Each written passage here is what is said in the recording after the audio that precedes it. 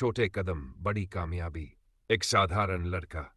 यह कहानी है एक छोटे से गांव के एक गरीब लड़के नीलेश की, जो न तो अमीर घर में जन्मा था, न ही उसके पास कोई खास सुविधा थी।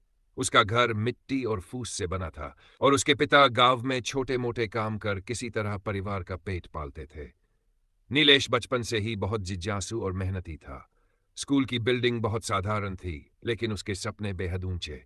जब बाकी बच्चे छुट्टी के बाद खेलते थे, नीलेश खेत के किनारे बैठकर किताबें पढ़ता। उसका एक ही सपना था, कुछ ऐसा करना जिससे उसके माता पिता का सिर गर्व से ऊंचा हो। संघर्ष की राह। नीलेश के घर की स्थिति इतनी खराब थी कि कई बार उसके पास स्कूल की फीस भरने तक के पैसे नहीं होते थे। उसके पास न जूते थे न बैग, लेकिन वह कभी स्कूल छोड़ने की नहीं सोचता।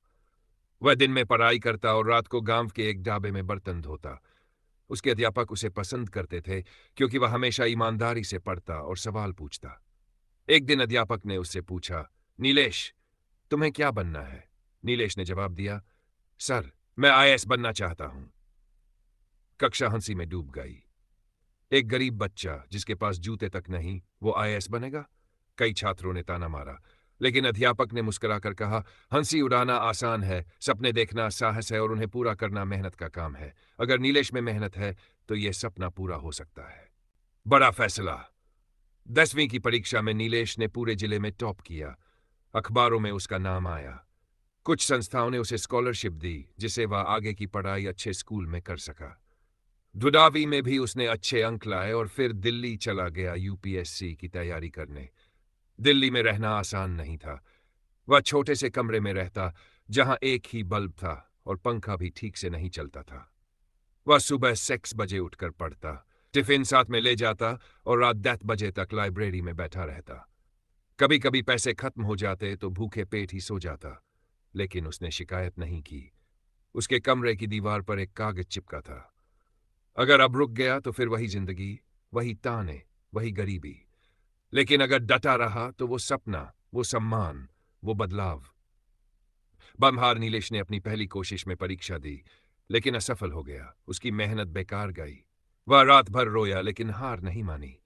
उसके दोस्त धीरे धीरे नौकरी करने लगे, रिश्तेदार कहने लगे, अब बहुत हो गया, कोई छोटा मोटा काम कर लो। लेकिन नीलेश का जवाब साफ था, मैं आया था सपना लेकर, अधूरा छोड़कर नहीं जाऊंगा। सफलता की सुबह।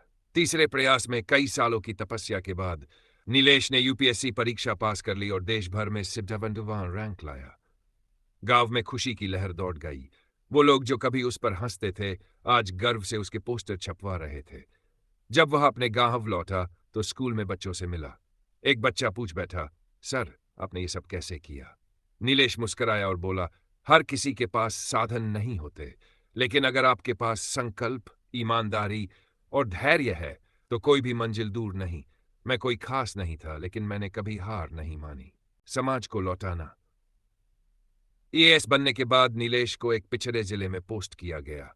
वहां स्कूल नहीं थे, सड़कें टूटी हुई थी और लोग शिक्षा से दूर थे। नीलेश ने ठान लिया, अगर मैं बदलाव नहीं लाऊं तो मेरा सपना अधूरा रहेगा। उसने स्कूलों में किताबें भिजवाई, लड़कियों के लिए साइकिल योजना शुरू की और कई बेरोजगार युवाओं को सरकारी योजनाओं से जोड़ दिया।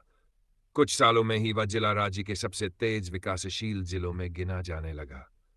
नीलेश अब सिर्फ एक अफसर नहीं, एक प्रेरणा बन चुका था। कहानी से शिक्षा, सपने देखने की कोई उम्र, कोई स्थिति नहीं होती। संसाधन भले कम हो, लेकिन अगर इरादा मजबूत हो तो कुछ भी संभव है। हार मिलना असफलता नहीं, रुक जाना असफलता है। जो दूसरों के लिए सोचता है वही सच्चा नेता और इंसान कहलाता है।